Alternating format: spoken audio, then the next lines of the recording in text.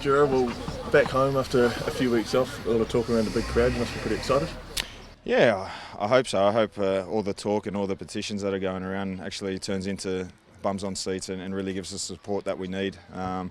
It's been fantastic, the amount of support that we have had from people in New Zealand and across in Australia. So, look, hopefully we, as a team, we put on a good performance, and hopefully everyone comes out and has a good time. Ernie talked about how you walked into a coffee shop, or some of the players walked into a coffee shop and saw Save the Nets on the board, stuff like that. Yeah.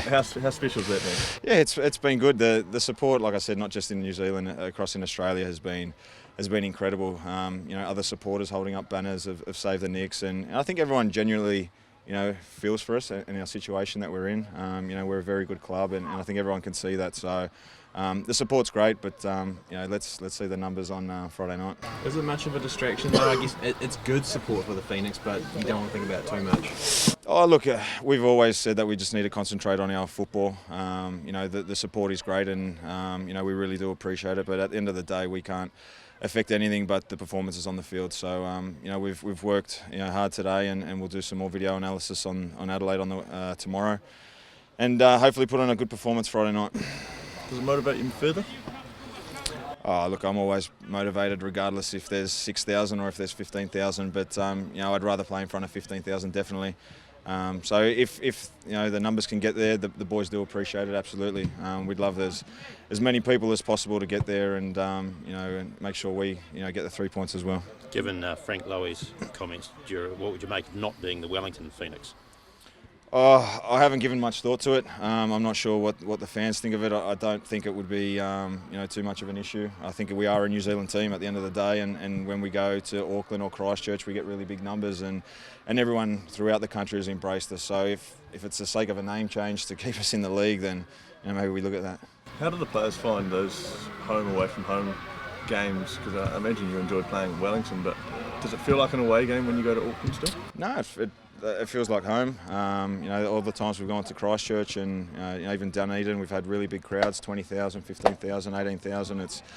It's great support, and it's more of a novelty for these other places that they don't get to see us all the time, so they turn out in big numbers, and that's great. We want to play in front of big crowds. I'm not sure what the idea is now, if more games will go, but like I said, we have to focus on football, but yeah, there's some positive things being said at the moment. With the novelty factor, as you say, do you think it's wise to keep it to maybe 2 games this season going out of town? Yeah, I don't know. You'll have to ask the marketing team and the commercial guys about all that. But as players, we enjoy going around the country. Like I said, there's big crowds, so it's exciting for us as well.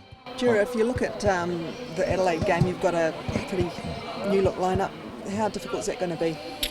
Oh, not really too many issues. I think McGlinchey's probably the only one from the starting lineup that we'll miss. Obviously, the depth on the bench changes a little bit, but we'll be extremely confident going into this game. Mikey's a big loss. He's a quality player, but we've got players that can fill his position. Rolly's playing really well as that second number 10 type player, and we've got the players up front to be dangerous as well. So it's not too much of a shake-up for us. I guess Adelaide are coming off a pretty bad, average run, I guess. Doesn't make it any less difficult. No, look, they're going to be dangerous. I think they're actually playing some pretty good football. They've lost quite a few of their games, but I think they're a very attacking team and very dangerous team. And if we're not on our game, they've got players that can hurt you. So it's a big game for us, and we understand it's an important one. So we're all focused and ready for it. How much frustration was there after that result last round? Central Coast going? Yeah, look, I've taken the goal early. We thought we'd really go on and press them and go for that second goal. And they're a difficult team to play against. They just throw lots of numbers forward. It was really difficult for us, to get any rhythm. They overloaded us in the wide areas, but we also had opportunities to catch them on the counter attack, and that final pass was just off a little bit. But we'll learn from that game, and next time we play teams that like to attack us wide, we'll have a better understanding of how to break them down. Ernie said he's confident this 10-year extension's coming soon. I guess, is there a date you want to know by?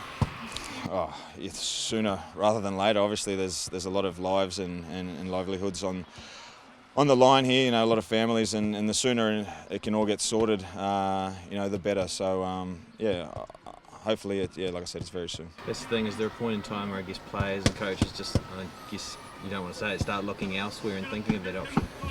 Oh, look. we try not to think about that. We try not to think too far ahead. What we want to concentrate is week by week and making sure our performances are right.